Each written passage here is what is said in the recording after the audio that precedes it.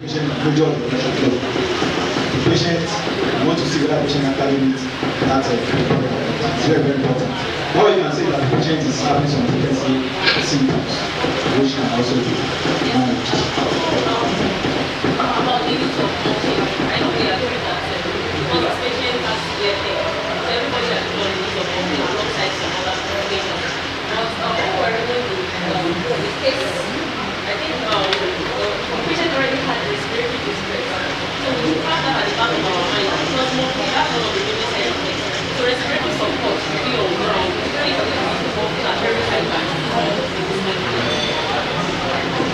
Thank you for that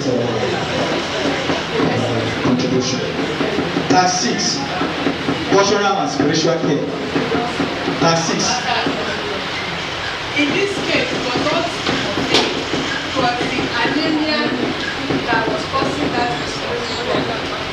What I'm saying is, the use of morphine itself disposes side effects. But in his own case, what I'm saying, there's already an established symptom. And you're using an agent that can further worsen it. So, what is the level of providing some ground?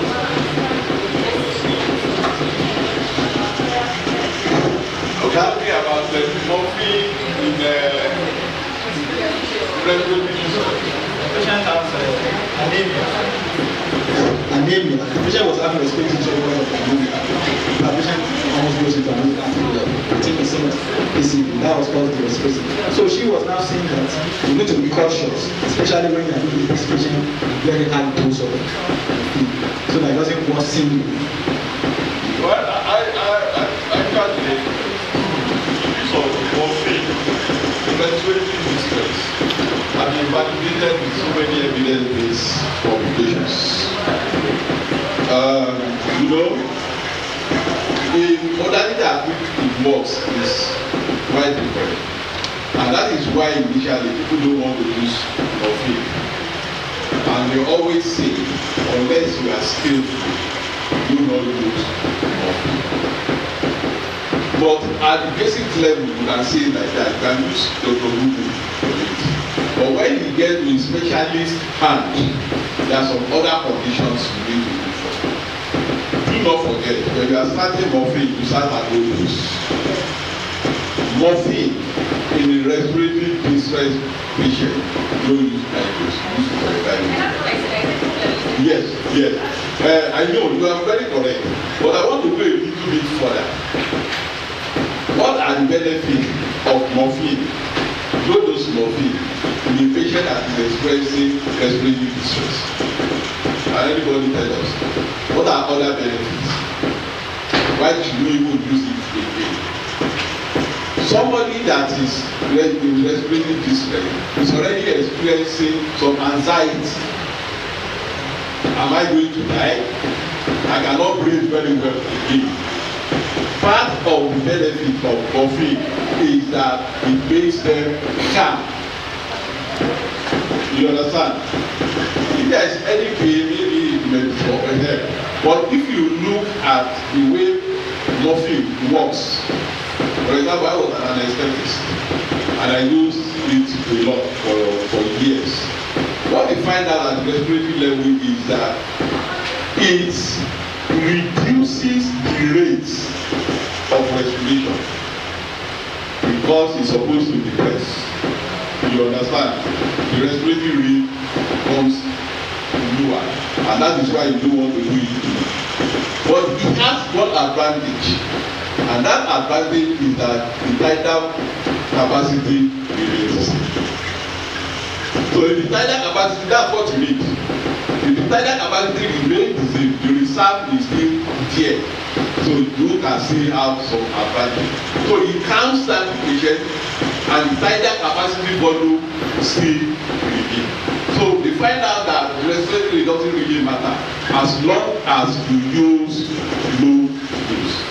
And that is why we differ in our practice in Africa. Well, in Africa we decided to have our own protocol.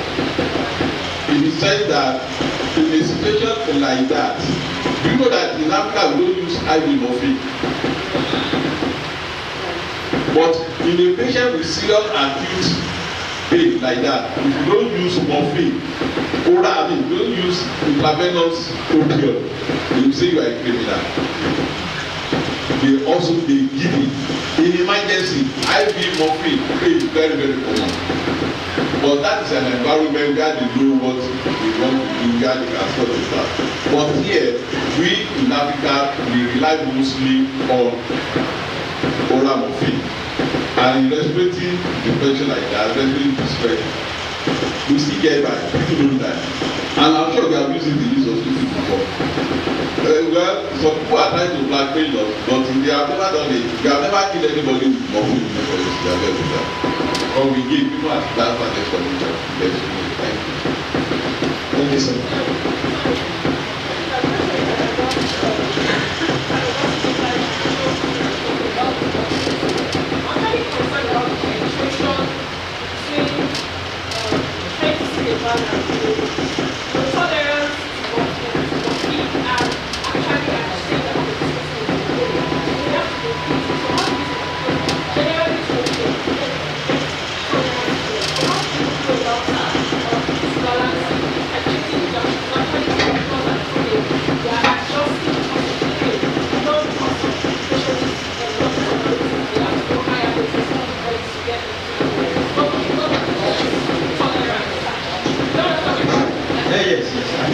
Tolerance normally comes when you are dealing with what you are trying to do. That's why some doctors find it so difficult to prescribe morphine because of the risk of my patient get addicted or not. That's at what point will my patient lose addiction. But what we should know is that there is a difference between tolerance and what? An addiction. Usually tolerance comes when you need an added increase in the dosage for you to achieve a particular level of analgesia. You understand? The patient has been on morphine and the pain is still. The patient becomes tolerant by the time you are giving these patients the morphine, and the patient needs an added dose. That is tolerance, not addiction. Addiction comes in when we're now talking about the psychological dependence, when the patient now has to craving for this. Even if the patient is not in pain, the patient will start craving for morphine. So this is addiction. So we should try to distinguish between addiction and tolerance. And even the tolerance we are talking about, it's not only to morphine. There are some drugs like that you still need, especially as they go on the drugs, usually for chronic pain, they will still need an added to increase the dosage as they go on. That's tolerance. But addiction now comes in when patients are now crave for the drugs, even when the patient is not in pain. I believe that's answer your question. Are you sure? Because usually tolerance then leads to addiction. So that's why you know that balance of. Let's look hypothetically like this. When you're discussing morphine, opioid, it has some side effects. All those side effects, the patient develop some form of tolerance to it. Except what? Constipation. And that's why you have to cover up with activities. You understand? Now, it's technical. We say if you want to talk about pain, you may not even finish the module. So we may add up to talk. But it's good that your experience is sensitizing and bringing all those things out. For somebody who has respiratory distress, for elderly geriatric patients, you start with low dose. You cannot give somebody like me 2.5 milligrams. It's just like you are just scratching. You are just scratching me. And we hardly start with 2.5 milligrams in this place. We normally start with 5, 10. In fact, some people say we go like that. Now, for example, now, you have consulted Dr. Bubu, and Dr. Bubu said you should start with me. How will you start? This is you were wearing glasses. So, Dr. Bubu said you should start from 2.5 milligrams. And you know that even me myself, I will just manage 10 milligrams. And now you have ordered you go away and the nurses just gave 2.5 milligram, definitely it's not going to catch. And don't forget that even after some days, the tolerance will be there. You understand what I'm trying to say? And the patient will be telling you that he's still having more pain. I don't want to go much into that because inadvertently we also push them to getting more addicted because you did not give the right dose. Let's look at our, I'm sorry, let's look into this our patient, pentatoxin. I remember when I was house officer, you know, pentatoxin, we call it evacuation, just like that. And we continue to give and continue to give and continue to give and continue to give. But when I learned pharmacology, I realized that you cannot give pentatoxin like that. Because pentatoxin has both agonistic and antagonistic effects. So you cannot use pentatoxin with any other opioid. You cannot use pentatoxin with morphine because the antagonistic aspect of pentatoxin will affect the agonistic aspect of morphine. Then the other thing, if you go into pharmacology of pentatoxin very well, it has ceiling effect. So when you give the first dose, you don't feel anything. I mean, patient feel a little bit okay. When you give the second dose, you may get anything, maybe better. But when you give the third dose, it doesn't work again. That's ceiling effect. That's the pharmacology aspect of it.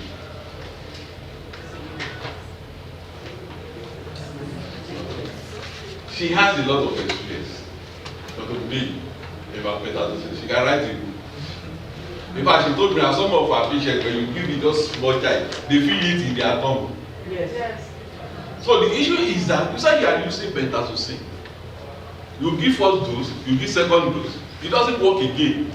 And the patient is still telling you, he's still having pain, he's developing tolerance, and you continue to increase, you continue to add. It's on record in this hospital.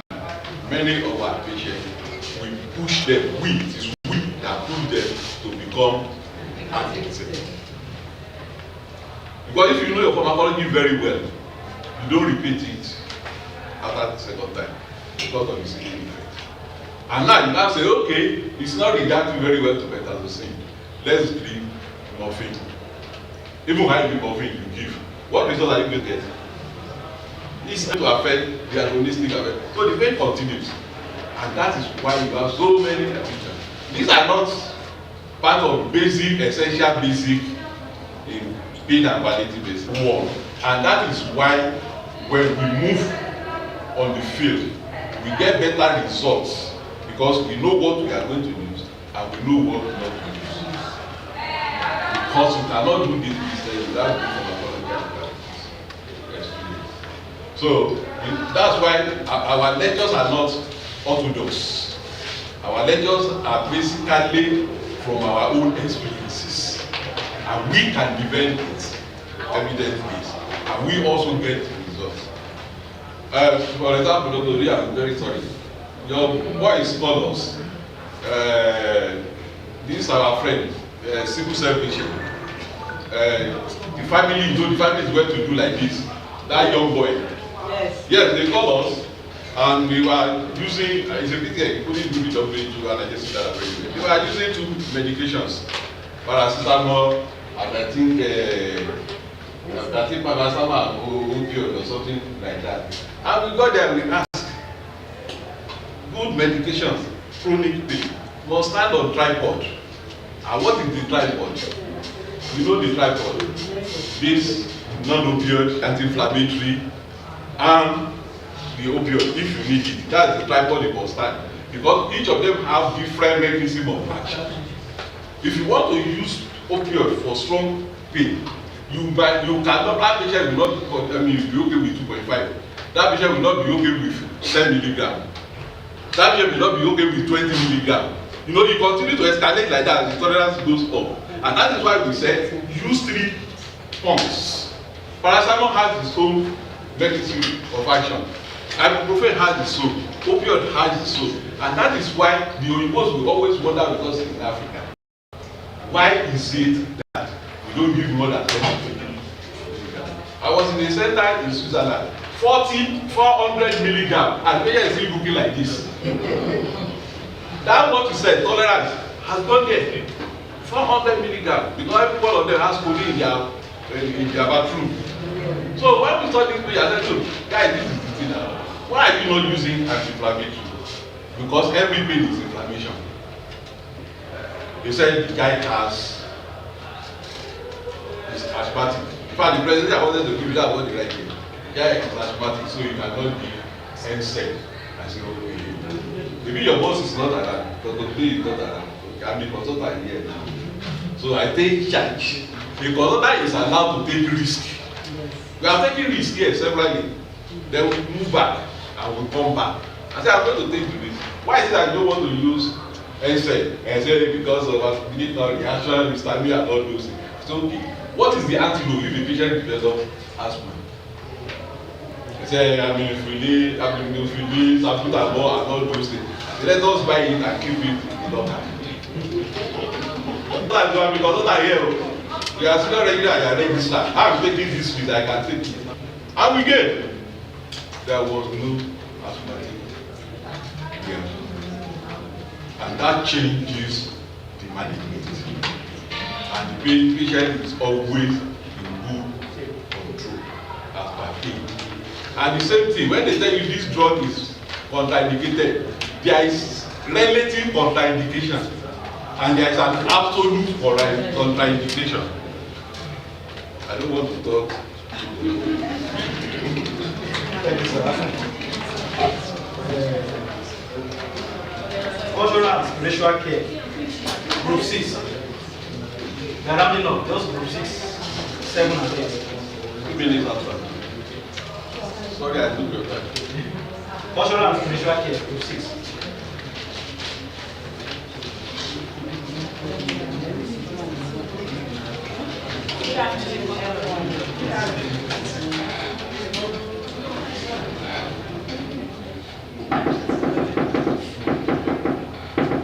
Cultural and spiritual care. Describe the cultural and spiritual aspects of care for the family. Now, for these patients, for cultural care, one needs to really know what entails in their culture. What is it that they frown at? Ask the patient what's the norms of their culture. And in that aspect, whatever they say, one is able to now look at the good aspect and the bad aspect and be able to really talk to the patient about it. Because now for this patient who has an amputation done, like in Africa, we are very good at relating well and supporting each other. So we need to encourage the family to support this patient. And maybe they could feel that yes, it's maybe because of the sin or something and that has caused the illness. Be able to educate them that this thing is not a cause, but it's a medical condition, which when they support this patient, it will go a long way. And in spiritual care, since the imam is already there to guide him, he will be able to really help this patient to accept, because you can be praying and supporting the patient. If that patient don't really accept his condition, then whatever prayer you are saying or whatever advice you are giving, it's all in vain. You need to really encourage this person to accept his condition, and then when you are able to encourage him in prayers and in preparing him for death, then you'll be able to accept, and this will go a very long way. Thank you. That's a very beautiful one from Reverend Sister. A lot of us. Any other contribution from other groups? Any other contribution from cultural and spiritual care? Any other contribution? In this cultural aspect, there are only particular organizations that are not extending your children to the family. And you are talking about patient, you should be able to talk about the family and how the family are going to work. that this is what is happening. That is not in us. I'm not going to get anything that happening. Talk more about the family, what they're going to support. And other challenges we have in the future, in this spiritual life, but we may not be able to cover it, is sometimes we the Christians. We have seen so many Christians like that. I think it was hospital, sorry. They said when the Africans in general, black people, when they come, and you tell them they are going to die very soon, they will tell you because they don't accept. So that's your own local cultural scenario. You must be able to know how to do around it. You have so many examples there, there's a lot of people out there. So you make sure you have that one. You say, no, I will get it in Jesus' name. Even when it's going to die tomorrow, you still will get it. Not be preparing for carrying.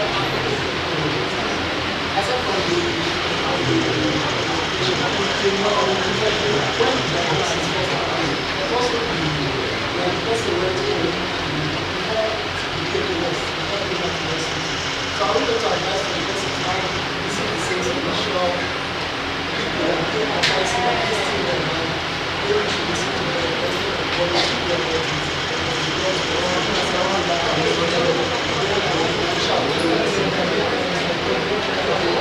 Proceed. What do you have to say on that? I said, you said the person should talk to the man because the man is very innocent.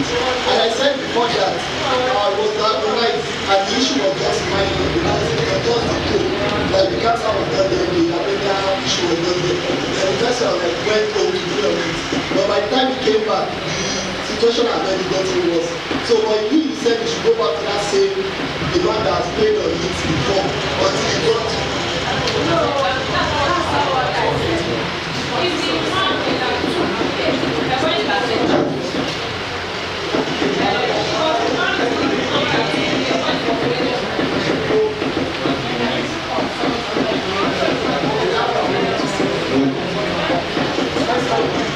Question.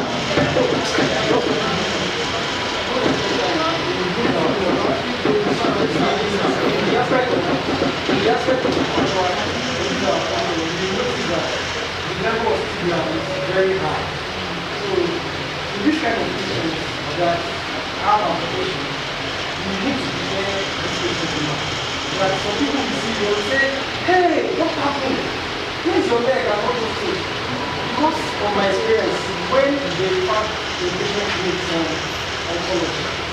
So I noticed that when I'm talking to the patient about when I was trying to hold the patient, I noticed suddenly she just wants to go to she said, what will people in the society say that I'm trying to do some public instruction? So I'm saying this because in this our society, we are not mature enough to handle this kind of cultural sensitivity. But all the same, it's not like you are talking about. But sometimes when you talk of discrimination, it's two ways. I can discriminate against you socially, but there is also what we call social stigmatization. I mean self-discrimination. They will have HIV, they will have advanced cancer, they will not tell anybody, you will help them, they will not even go to the hospital. So it goes both ways. So you must have that in your mind that okay, people want to fight against her, but she also might also want to stigmatize herself. Not that they have done it, not even reach out or open to them, that they have cancer, not that they have done. Thank you, sir.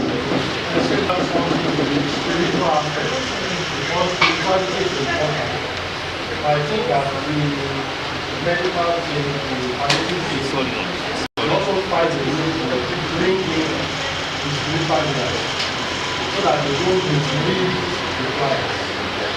Sometimes the patient has the problem, goes to the church or whatever, and they say, oh, we take care of it. Then you come back, when I see what the So if you are now saying spiritual leaders, you have to give supportive care, we might be able to mislead you. So we need that explanation for the spiritual leader. Then it's also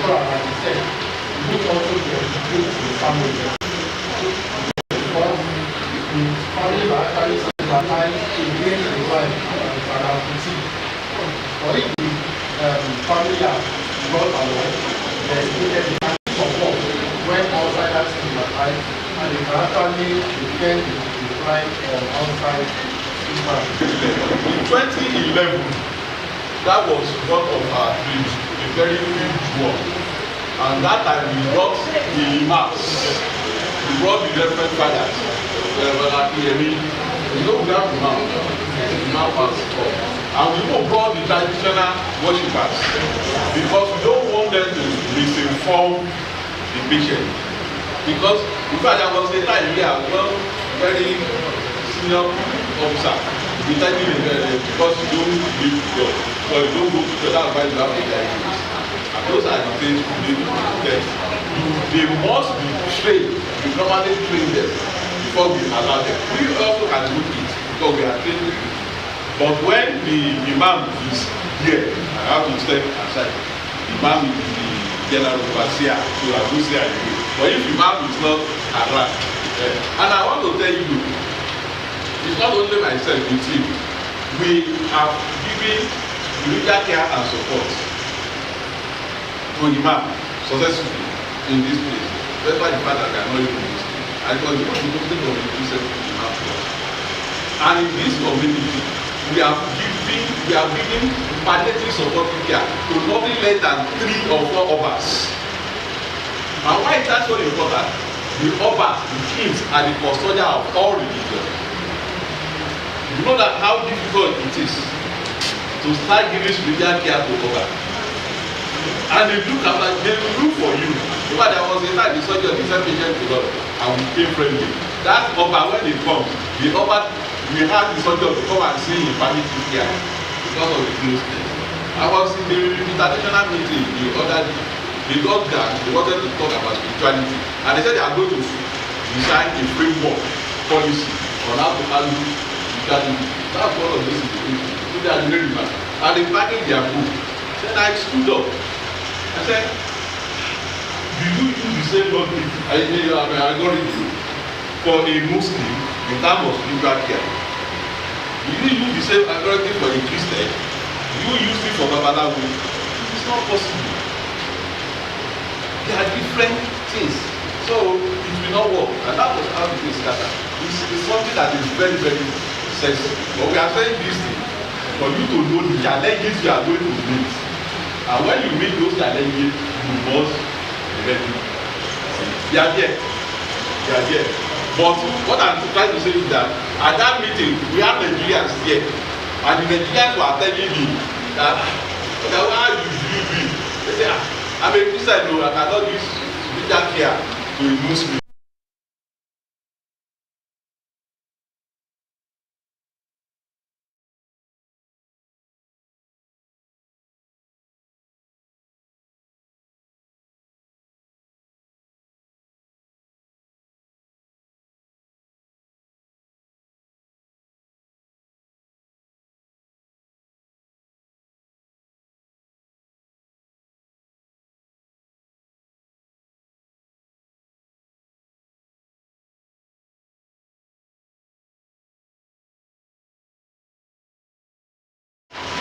But be sure, because everyone needs a spirit. Everybody is spiritual. If you go to that level, then you reach out to human beings. It's about spirituality. You don't be sorry if you're there. Thank you, sir. Class 7, group 7. Which 4 to 6 members of the disciplinary committee. Disciplinary team will be helpful to the family and which help they provide. Group 7. And broadline. Good afternoon, everyone. Okay, so I'll actually say more than 6. I just talk about what they are supposed to do. Okay, so from the top, you need the physicians and the surgeons. They really want to establish a diagnosis. I like the fact that this is the type of malignancy the patient has. The surgeon who would take the biopsy or say do the amputation for the patient, and then following that we need the pathologist. If they have the amputation, they need a pathologist to examine what we have. If they take a biopsy, they need a pathologist to examine and establish that the patient actually has this particular malignancy. Then it was said in the notes that this patient was transfused with 6 pints of blood. In this kind of patient, you need a hematologist, but this is a patient that has had almost what we refer to as massive transfusion. So an hematologist is also involved here also. Then we need the pharmacist who will do the prescription for the analgesic that we need for the septic pain and all that. We need the pharmacist. We need the religious leaders who would help the patients to come around to accepting the diagnosis and help the patient to live appropriately without the patient going into depression. We need a nutritionist.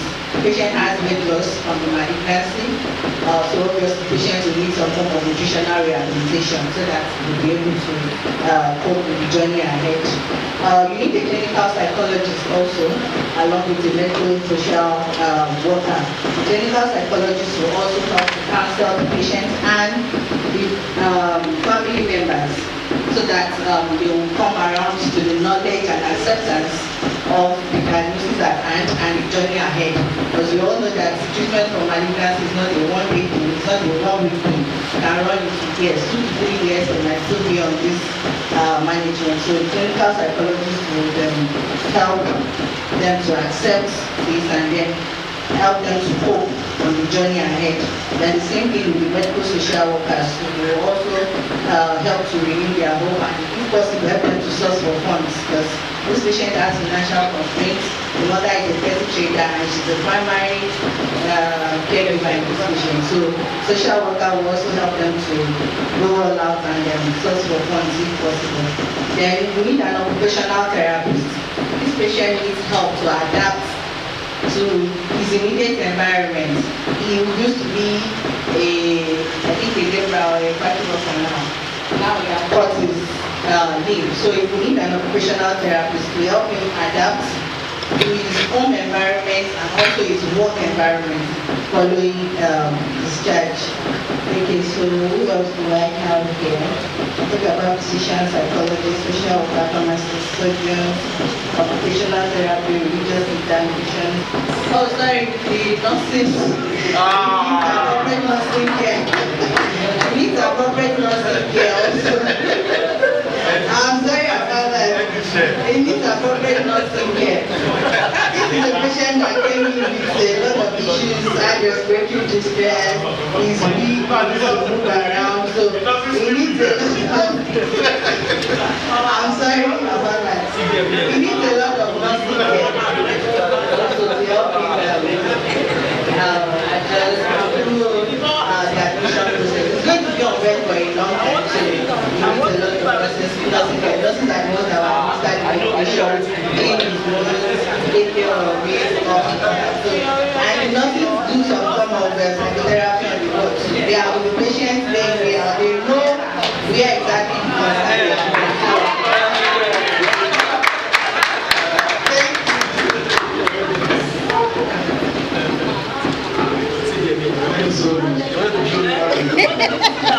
No vessel.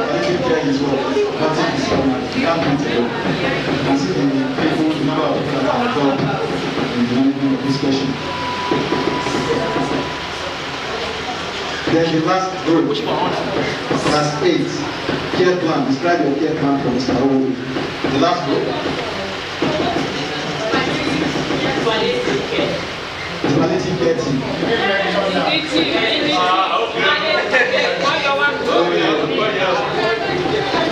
Well, you mentioned clinical psychology, social worker, which are also part of the team.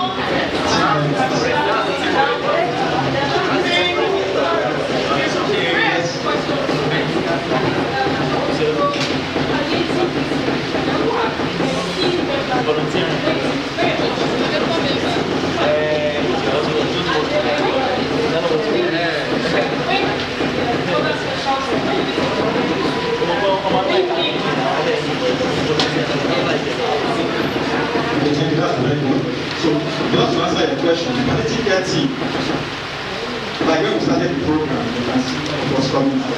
Number one, we have the doctor, the palliative care physician, who coordinates care.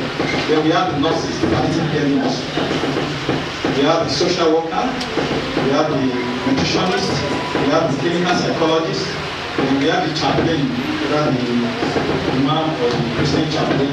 Then we have the volunteers, like we have the retired nurses who are not tired, who serve as volunteers. They are involved in counseling the patient also. I'm called physiotherapists, also they are part of it.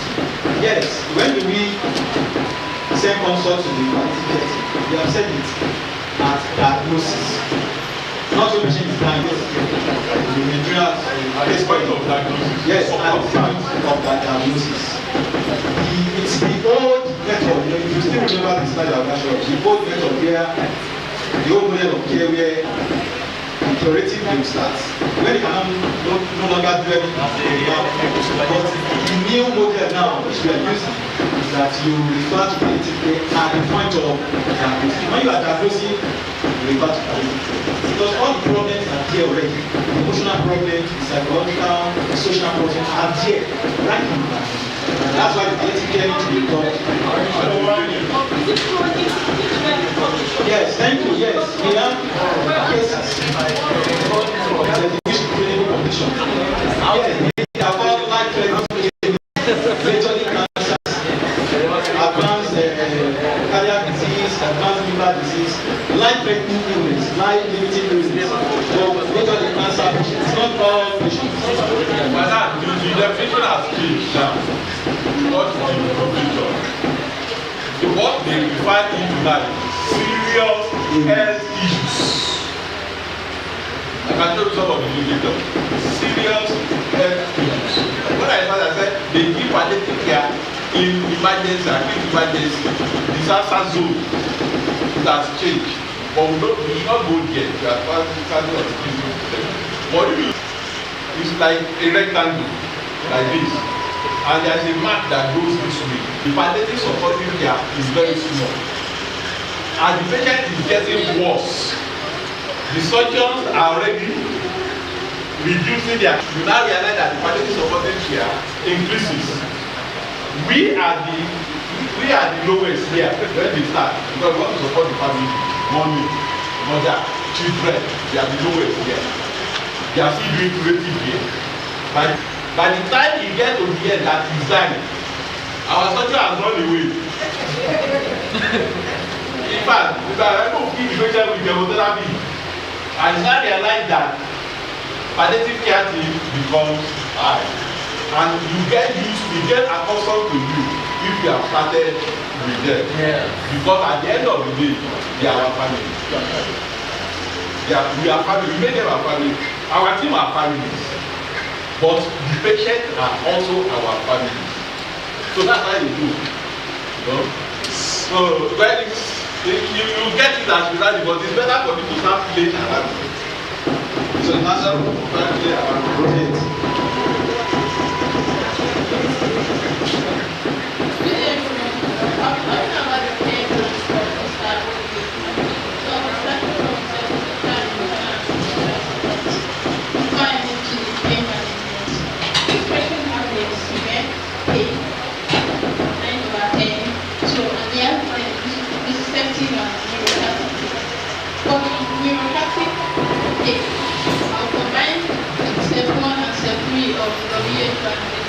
Like